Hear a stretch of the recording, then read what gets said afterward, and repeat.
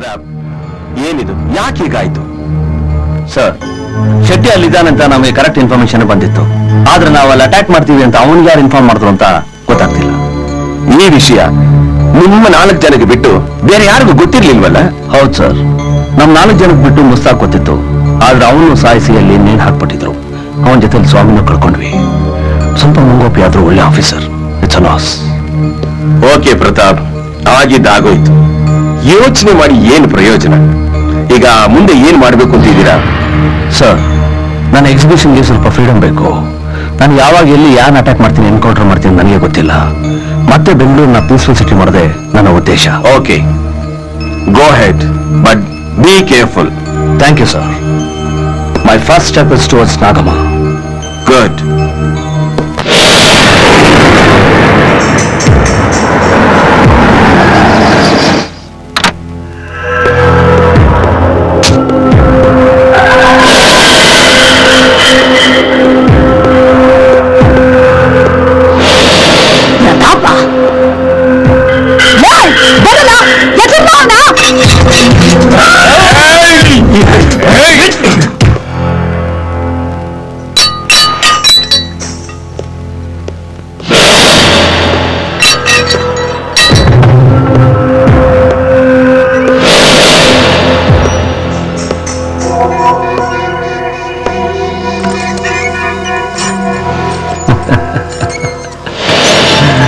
ಏನಲೆ ನಿಮ್ಮವ್ವನ ಪಿಂಡ ಇಟ್ಟು ಬಂದ್ರು ನಿಮ್ಮ ಸೊಕ್ಕಿನ ಇಳಿನಿಲ್ವಾ?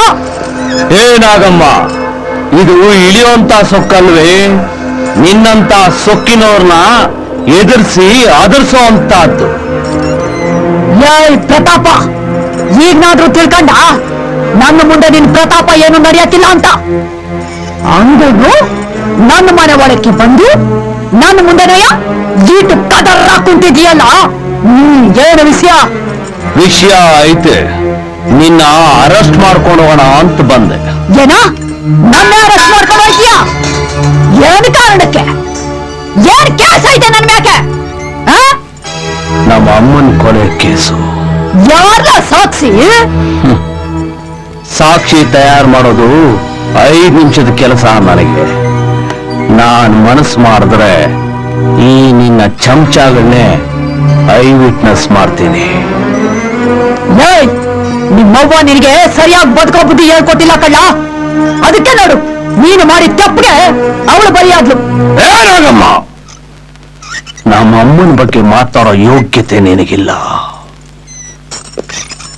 ನನ್ನ ತಾಯಿ ಒಂದೊಂದು ಕೈ ತುತ್ತಾಗ್ತಾ, ಇದು ನ್ಯಾಯ ತುತ್ತು, ಇದು ಧೈರ್ಯ ತುತ್ತು, ಇದು ಕರ್ತವ್ಯ ತುತ್ತು, ನಿಯತ್ತಿನ ತುತ್ತು ಅಂತ ತಿನ್ಸಿ ಬೆಳೆಸಿದ ದೇಹ ಇದು.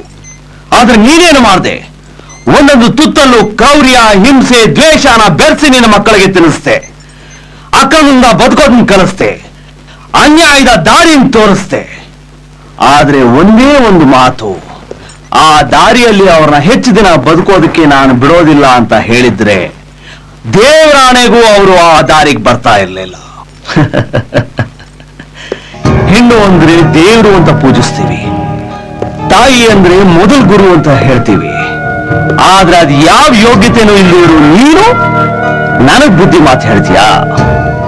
ನಾನ್ ಹೇಳ್ತೀನಿ ಕೇಳು. ನಾನ್ ನಿನ್ನ ಅರೆಸ್ಟ್ ಮಾಡಿದೆ ಅಂದ್ರೆ ನೀನ್ ಏನ್ ತಿಪ್ಪರ್ಲಾಗ ಹಾಕೋದು 14 ವರ್ಷ ಜೈಲಲ್ಲಿ ಕೊಳಿಯೋದು ಗ್ಯಾರಂಟಿ. ನನ್ನ ಮಾತು ಕೇಳು, ಶಿಕ್ಷೆ ಕಡಿಮೆ ಮಾಡಿಸ್ತೀನಿ. ಆಮೇಲೆ ಹೊರಗೆ ಬಂದು ನಿಯತ್ತಾಗಿ ಬದುಕೋಬಹುದು. ಆಯ್ತು ಸಾಹೇಬ್ರೆ, ನಾನು ಏನ್ ಮಾಡ್ಬೇಕು ಹೇಳಿ? ನಿನ್ ಮಾತಿನ ವರ್ಷ ಬದಲಾಗಿರೋದು ನೋಡಿದ್ರೆ ಒಪ್ಕೊಂಡಾಗೆ ಕಾಣುತ್ತೆ. ಏನೂ ಇಲ್ಲ, ವೆರಿ ಸಿಂಪಲ್. ಆ ಶೆಟ್ಟಿಗೆ ನೀನ್ ಫೋನ್ ಮಾಡಿ ಒಂದ್ ಕಡೆ ಕರೆಸ್ಬೇಕು. ಕರ್ಸಿದ್ರೆ ಮುಂದಿನ ಕೆಲಸ ನಮ್ದು. ಅವನಿಗೆ ಡೌಟ್ ಬರ್ದಾಗ ನೋಡ್ಕೊಳ್ಳೋದು ನಿಮ್ದು. ಈತನೆಯ ಇದ್ಯಾವ ದೊಡ್ಡ ಕೆಲಸ ಸಾಹೇಬ್ರೆ? ಚಿಟ್ಕೆ ಹೊಡೆಯೋದಾಗ ಮಾಡಿ ಮುಗಿಸ್ತೀನಿ. ಆಮೇಲೆ ನನ್ನ ಮ್ಯಾಕಿರೋ ಕೇಸ್ನೆಲ್ಲ ಖುಲಾಸೆ ಮಾಡ್ಬಿಡ್ತೀರಿ ತಾನೆ? ಮೊದ್ಲು ನನ್ ಕೆಲಸ.